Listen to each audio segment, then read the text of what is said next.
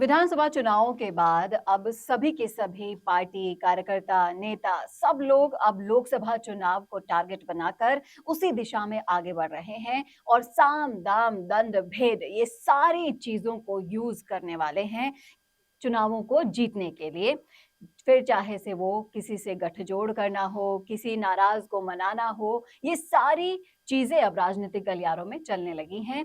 वहीं कहीं ना कहीं जब राजस्थान की सियासत की बात की जाती है तो नागौर, बाड़मेर ये सारी सियासत काफी अहम रोल प्ले करती है राजस्थान की राजनीति में। और अभी इन दिनों नागौर की सियासत काफी ज्यादा भूचाल लाई हुई है और कांग्रेस के जितने भी बड़े चेहरे हैं वहां पर जा रहे हैं, वहां पर कमेटियां हो रही हैं। तो उन सब चीजों को लेकर बहुत सी चीजें हैं जो नोटिस की जा रही हैं।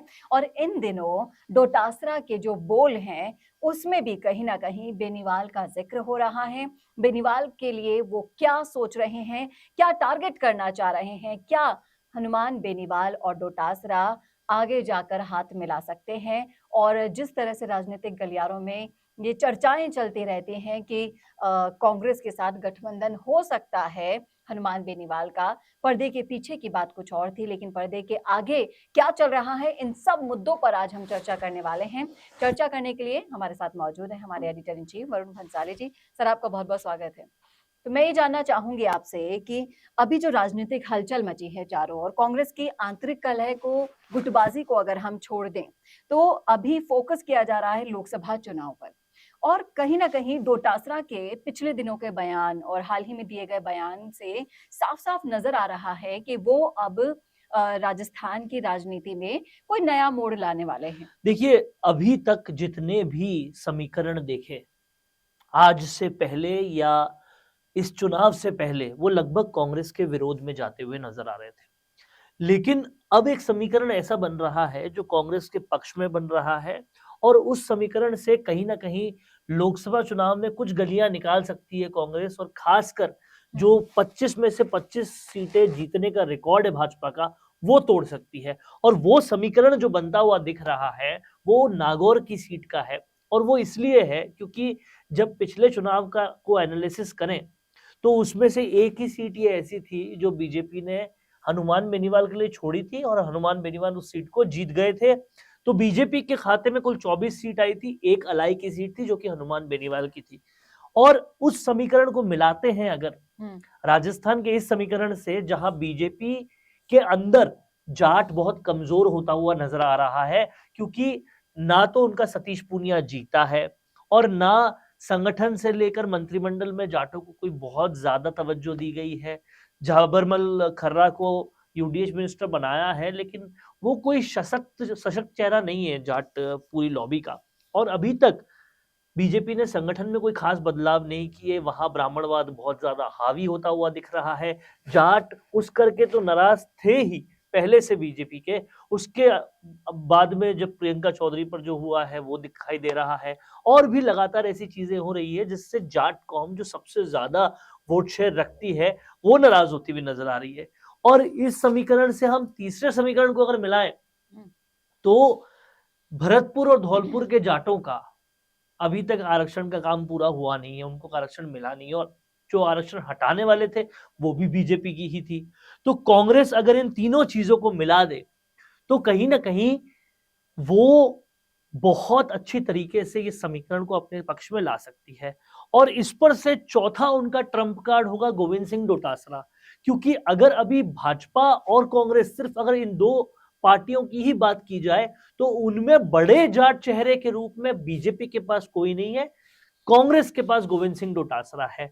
तो वो अपने इस जाट चेहरे को सबसे ज्यादा प्रमोट कर रहे हैं, भले ही वो कांग्रेस अध्यक्ष के तौर पे हो या फिर आप नेता प्रतिपक्ष टीकाराम जूली को भले ही बनाया हो आपने, लेकिन काम उनका सारा गोविंद सिंह डोटासरा ही कर रहे हैं।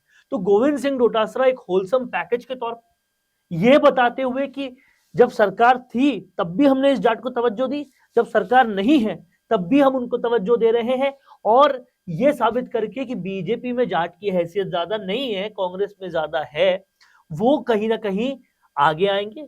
फ्रंट फुट पे आकर अगर उन्होंने हनुमान बेनीवाल के साथ संधि कर ली तो अब देखिए, अब आप इस बात को समझिए, इस गेम को समझिए। हनुमान बेनीवाल का सबसे प्राइम उद्देश्य है बीजेपी से बदला लेना। जी। बदला इसलिए लेना क्योंकि वो ज्योतिर्मय मिर्धा को अपने साथ में ले आई, हुँ, और ये उनके बदले के लिए बहुत बड़ा कारण है।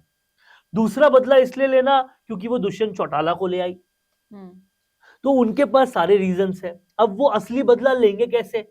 उनको भी दिख रहा है एक तरफ जाट कमजोर हो रहा है, दूसरी तरफ कांग्रेस में जाट सशक्त हो रहा है। गोविंद सिंह डोटासरा को तवज्जो पे तवज्जो दिए जा रहे हैं। आप देखिए, गहलोत पायलट को निकाल दिया राजस्थान से। हुँ, अब कांग्रेस का कौन है गहलोत, कौन है पायलट?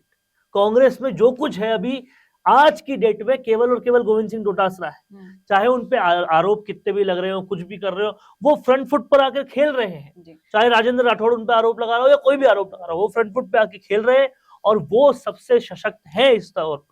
तो इन सारे समीकरणों को अगर मिलाकर देखें, सियासी सोच को इसमें लगाएं, तो पता चलेगा कि कांग्रेस फ्रंट फुट पर लाके गोविंद सिंह डोटासरा को अब हनुमान बेनीवाल वाली गेंद खेलना चाह रही है, और चाह रही है कि लोकसभा चुनावों के पिच पे ये गेंद छक्का लगे इस गेंद का, और बाउंड्री पार करें, और कम से कम नागौर और आसपास की एक दो सीटें तो कांग्रेस लेकर आए। लेकिन सोचने वाली बात ये है कि एक तरफ हनुमान बेनीवाल, दूसरी तरफ गोविंद सिंह डोटासरा, दोनों ही अपने आप में बहुत ही ज़्यादा तेज़ तर्रार नेता देखिए, माने जाते जाटों हैं। के सारे नेता तेज तर्रार ही होंगे। हुँ, आप चाहे दिव्या मदेरणा को ले लीजिए, महिपाल मदेरणा को ले लीजिए, किसी भी जाट नेता लेकिन को क्या उठाकर इनकी देख लीजिए, पटरी बैठ पाएगी? पटरी बैठानी पड़ेगी। एक तरफ बदले की आग में सुलग रहा हनुमान बेनीवाल है, क्योंकि उनको सामने मिर्धा को बीजेपी ने ले लिया, दुष्यंत चौटाला को वो ले हुँ, आए, उनके साथ जो किया वो किया। और दूसरी तरफ कांग्रेस है, जिससे ही उनकी बदले की आग पूरी हो सकती है। हुँ, और आप माने ना माने, कोई माने ना माने, दूर से दिखती हुई प्रचंड सी इस जीत में कहीं ना कहीं जो हार बहुत चिल्का मारती हुई नजर आती है, हुँ, वो हार सतीश पूनिया की है, वो हार सुभाष महरिया की है, और ये दोनों वो जाट चेहरे हैं जो बीजेपी के सबसे प्राइम जाट चेहरे हुआ करते थे। और उन दो चेहरों को शिकस्त करने में सबसे बड़ा नाम गोविंद सिंह डोटासरा का है, जो फौरी तौर पर तो सुभाष महरिया को शिकस्त करते हैं, लेकिन जाट चेहरे और जाट फेम के तौर पे वो सतीश पूनिया को भी शिकस्त देते हुए नजर आते हैं। तो इससे समझ में आता है कि कांग्रेस ने अपना पलड़ा जाट कौम के लिए भारी रखा है, हुँ। और कहीं ना कहीं गुर्जरों को भले ही ना मना पाई हो कांग्रेस, लेकिन जाट अब कांग्रेस की तरफ जाते हुए नजर आ रहे हैं। लेकिन जाट तो वैसे भी कांग्रेस का ही परम नहीं नहीं वोट नहीं, बैंक रहे जाट हैं। कांग्रेस से नाराज हो गए थे बहुत बुरी तरीके से, जो दिव्या मदेरणा के साथ कांग्रेस ने किया, और लगातार और भी बहुत सारी चीजें थी महिपाल मदेरणा के साथ जो किया, इन सब चीजों से वो नाराज बैठे थे। और गोविंद सिंह डोटासरा पे बहुत ज्यादा आरोप लगे थे भ्रष्टाचार के, इसलिए भी वो नाराज थे। लेकिन फिर भी अगर विधानसभा चुनावों को देखें, उनमें अगर आप जातिगत समीकरणों को देखें तो जाटों इसीलिए का क्योंकि अच्छा बीजेपी खासा ने विकास गलती हुआ। की, बीजेपी ने गलती ये की कि अपने जाटों के सबसे बड़े चेहरे सतीश पूनिया को उन्होंने उस वक्त हुँ, प्रदेशाध्यक्ष की सीट से नीचे उतार दिया जब वो सबसे ज्यादा काम वहीं पर कर रहे थे, वो अपनी कंस्टिट्यूएंसी में भी नहीं गए थे, और फिर वो जीत भी नहीं पाए। जी। ऐसे में कहीं ना कहीं समझ में यह आता है, दिखाई ये देता है कि जाट सिर्फ एक चीज सोचता है कि हुँ, मुझे कौन सी पार्टी तवज्जो दे रही है, हुँ, मेरा रिप्रेजेंटेशन कहाँ ज्यादा हो रहा है। अब आप देखिए, बीजेपी ने हर तरफ ब्राह्मणवाद की हद पार करी। हुँ, इस वजह से भी जाट नाराज है कि भाई आपका चीफ मिनिस्टर भी ब्राह्मण है, आपका प्रदेशाध्यक्ष भी ब्राह्मण है। ये कहीं ना कहीं आपको सबसे ज्यादा वोट बैंक लाने वाली जाति को कहीं ना कहीं तो तवज्जो देनी पड़ेगी ना। जी। आपने कहीं पर भी नहीं दी, और आप राज्य मंत्री बनाकर उनका खाना पूर्ति कर रहे हो, वो भी ऐसे चेहरों को जो कहीं से भी फेमस है ही नहीं। अब आप बताइए, गुर्जरों का जो बीजेपी में सबसे बड़ा चेहरा है, जिन्होंने जिसको उन्होंने यहाँ पे तवज्जो दी है मंत्रिमंडल में, वो कौन है?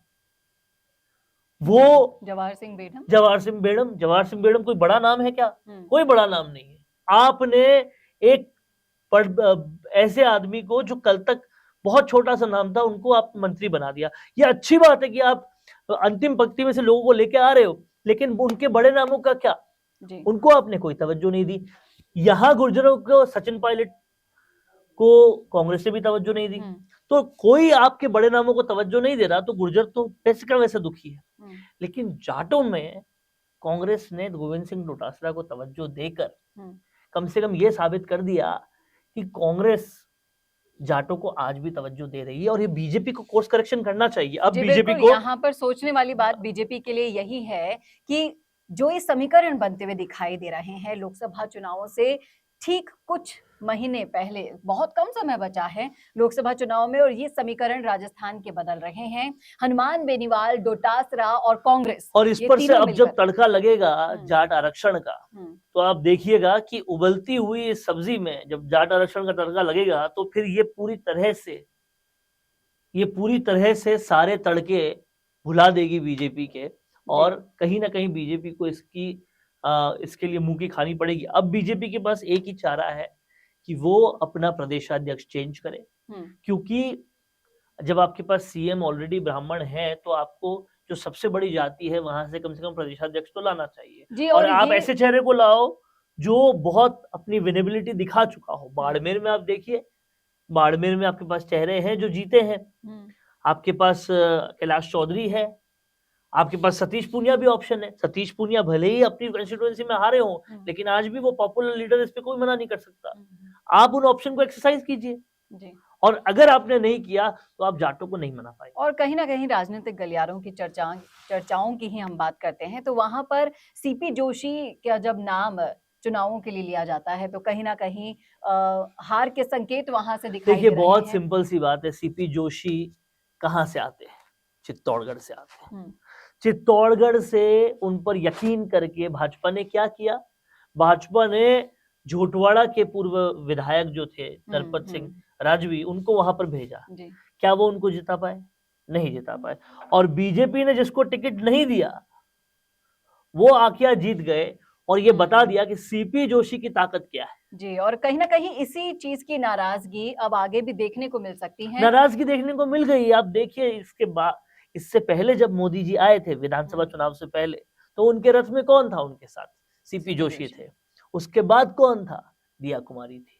आप समझ रहे हैं? तो ये जो ऑर्बिट शिफ्ट हुआ है, ये उस नाराजगी को ही बताता है। नाराजगी तो है, और वो नाराजगी, लेकिन उस पर एक्शन बहुत तेजी से नहीं हो रहा। अब अगर एक्शन हो और फिर जाट को ही आप बना दे अपना बीजेपी प्रदेशाध्यक्ष का चेहरा, तो ये कोर्स कनेक्शन हो सकता है, और उसमें भी आपको कोई सशक्त चेहरा लाना पड़ेगा, गोविंद सिंह डोटासरा को जवाब देने वाला। आप छोटे मोटे जाट चेहरे को लाकर नहीं काम चला सकते। बिल्कुल।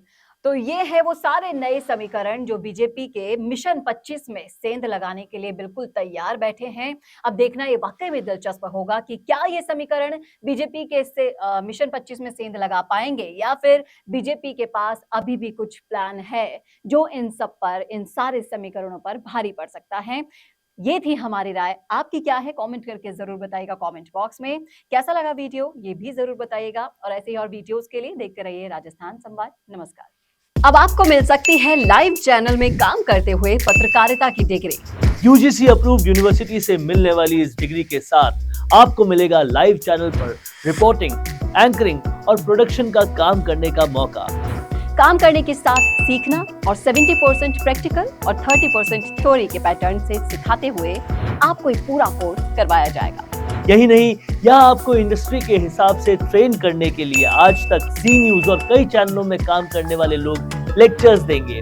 साथ ही परमानेंट फैकल्टीज भी इन चैनल्स और अखबारों में लंबा एक्सपीरियंस ले चुके लोग भी होंगे। इसके साथ ही टीवी, न्यूज़पेपर जैसे ट्रेडिशनल मीडिया की लाइव प्रैक्टिकल ट्रेनिंग के अलावा आपको यहाँ पर डिजिटल मीडिया और डिजिटल मार्केटिंग भी इंडस्ट्री नीड्स के हिसाब से सिखाई जाएगी। तो केवल रटना लिखना नहीं, बल्कि इंडस्ट्री जैसा टैलेंट चाहती है, उसकी प्रैक्टिकल एजुकेशन के साथ कीजिए मास कम्युनिकेशन और जर्नलिस्ट या मल्टीमीडिया एंड एनिमेशन की BVOC डिग्री। और प्लेसमेंट असिस्टेंट से लेकर ट्रेडिशनल और डिजिटल मीडिया की सारी इंडस्ट्री ट्रेनिंग विद इंटर्नशिप आपको मिलेगी मिशिगा इंस्टीट्यूट ऑफ मीडिया स्टडीज में।